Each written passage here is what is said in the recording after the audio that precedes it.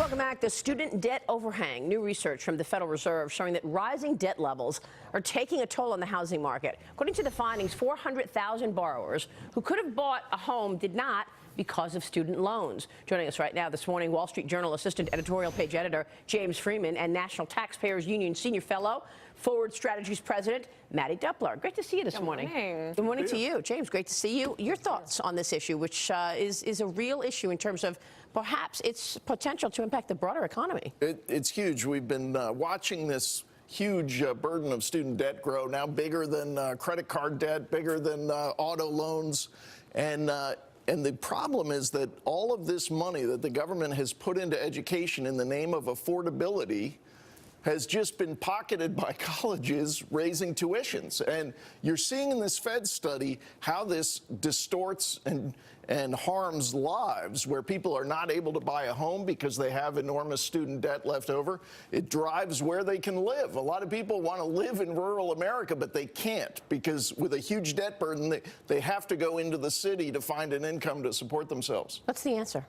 I think part of the answer has got to be the government reducing the amount of grant and loan money it hands out. Now, people are going to see this as really rough for people trying to afford college, but it's the opposite, because if you take away all that money, the prices have to come down. So the way to make college more affordable is to stop inflating the prices with government aid. Yep. Well, and James, you raised a good point about tuition. Tuition is only a quarter of the cost of the full cost of college for students. So it's an input and an output question, whether or not we have the resources for kids trying to go into college, but also when they leave college, do they have opportunity? Not a ton of colleges in rural areas. We certainly have an issue, and the Fed highlighted this in this study, which is that do we have enough opportunity in places outside urban centers where people can live and be successful, but also find education and opportunity? I think that's something that economists have been paying attention to, and public policymakers need to do so as well. Ultimately, this also comes down to personal responsibility, the responsibility of the student going into college and the parents to do a cost-benefit analysis of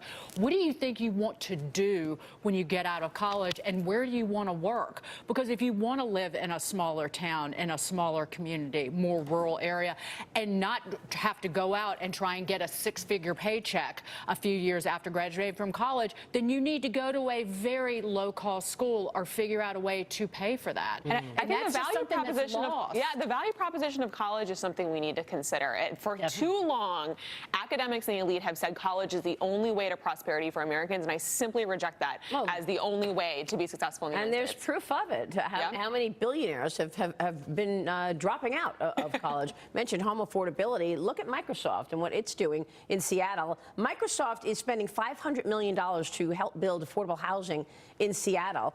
Your thoughts on that?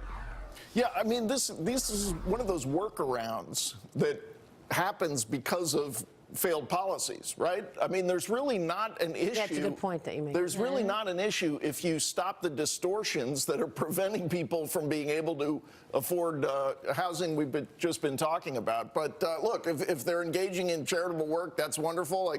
Assuming their shareholders like that. You speak of it like a workaround. That's what Ken Langone is doing as well, right? $100 million for NYU Medical School. Yeah, on top of the hundreds of millions that he's already given NYU and the hospital down in in the Village in Manhattan. So it's pretty incredible. Yeah, it really is. We've got a lot coming up this morning. We want to tell you about what's going on in Washington, of course. Coming up, Kentucky Senator, Homeland Security Committee member Rand Paul joining us this morning, along with Wisconsin Congressman, House Financial Services Subcommittee Chairman Sean Duffy. Also with us, Def Leppard's drummer and artist Rick Allen is here with his artwork. Wait till you meet him.